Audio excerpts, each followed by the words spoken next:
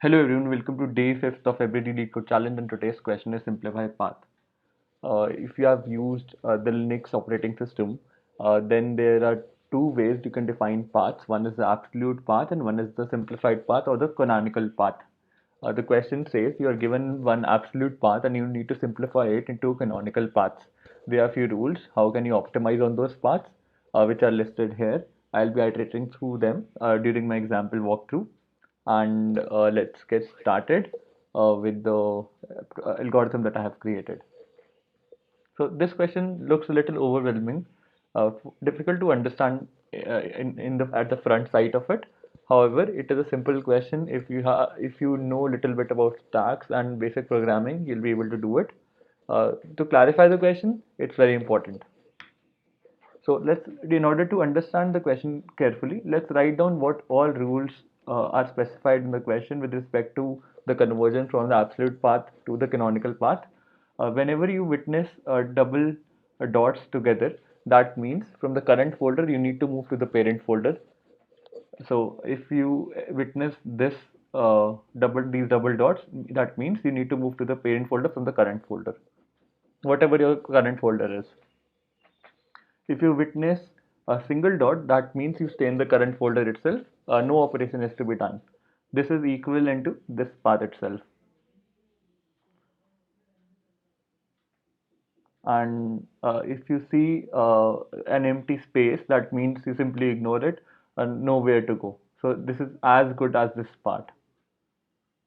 And if you see strings separated by slashes, backslashes, it simply means the path itself. So string A, string B, and string C. I think this A should not be there. Sorry for the typo. It is simple backslash since you from the current folder want to move one level up the hierarchy, and hence A gets deleted. So let's walk through the example that was specified in the question. I have slightly tweaked that example to consider all the cases, and I have posted the rules here itself. So let's start with the iteration. You saw this string. This is an absolute path string, and you need to convert it into the canonical path. The first thing that you got to do, you need to split the string by backslashes. So you'll split by the string, and the separator would be a backslash.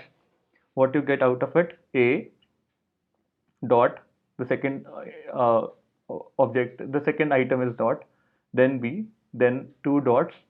So let's remove this, then two dots, and then one space, space, and C. So let's just rewrite it once more. What do we have? We have A followed by B dot, then B, and then two times dots, then one space, and then C. So let's start the iteration. Uh, let's pick up the first entry, A. We add it in our stack. We'll be using stack to solve this question since we want to remove the elements whenever you witness the parent rejects, which is double dots together, and then you got a single dot. Single dot means you stay in the current folder, ignore it. That can be simply ignored because that means if you stay in the current folder, then you get B, you push it into the stack because it is a string. Then you got double double dots. That means you need to move to the parent folder. So you remove whatever the value was there in the stack. So B was the peak value. You remove it from the stack. So now the stack only has A. Then you got empty spaces, one space and two space. Empty space means you simply ignore it, move ahead, and then you got C. So in the end, what is left on the stack? It is something like this: A and C. And how are you gonna compute your answer now? It's pretty simple. What you'll do, you'll pull out elements on the stack. You pull out C, and what you do, you add ending. You add a separator to it. Every time you do it, you add a separator to it. The answer becomes this. So its answer is C with the backslash, and then you again pull out element from it. You got A, and where will you add it, in front or at the back? You'll add it in front. So it's A whatever the previous value was separated by a backslash. So A plus backslash plus whatever the previous value was. or something like this should work, and you get A slash C slash once you have computed this stack array, and in the final part you will remove this ending backslash and add it to the top of it and add it to the front of it, and your answer becomes slash A slash C. So this is how we are. So let's define a stack array as it is much needed in this question. New stack, and let's segregate the string on the basis of the separator, which is backslash in this case, path list, path dot split. So this is a special way of writing, since you need to escape the backslash or the front slash, and this is the typical way of splitting it whenever you need to separate it by a backslash. So let's iterate through the path list for string. P stands for the current element path, and if my path dot length equals to 0, that means it's empty, or P dot equals, if my current string is equal to dot, then I don't need to do anything, I simply continue. Else if my P dot equals to double dots, that means I need to move one hierarchy up the ladder, and I check if my stack is empty or not. If my stack is not empty, I'll simply pop element from the stack. Otherwise, there is a valid string case. So this is a string case. You witness a string and you add it into your stack. So we are done with the iterations, and let's start with the formalization for our answer string. Let's define the answer string as an empty string, and till the time my stack is not empty, I'll pop out elements from it.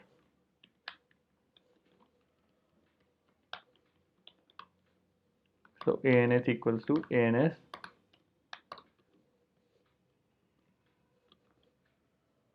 st dot pop. Always you need to keep the bottom one at a higher precedence over the topmost one. Therefore, I am doing it this way, not the other way out. And it has to be separated by a backslash. So added this. And if I need to simply check if my ans dot uh, length equals to 0, that means I return one of the corner cases. I return a simple backslash. Otherwise, I need to return. I am just removing the last backslash and placing it in the front. So ans dot substring ans dot length -1. This is it. So I have removed the last character of the string and placed it in front of it. So let's submit this up. Compilation error.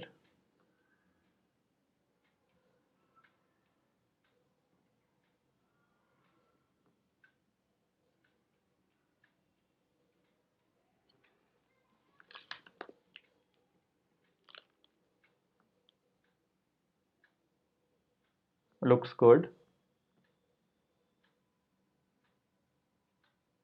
Accepted. What is the time complexity of this approach? You are iterating through the path once, few more times, once for splitting the array, and the next time you are iterating over the elements that are there in the path list. Uh, it could be some 2 to 3 times, 2 into order of n, so which is actually order of n. So don't need to worry about that. And the space complexity would be again order of n, since you are storing all the elements in the stack. So one improvisation that you can do, you can use string builder instead of the regular string part, because it is immutable, and it is also, it provides thread safety as well. So if you want to go for that, you can opt for it. I would suggest writing your own code using the string builder part. Thanks for watching the video. Hope you enjoyed it.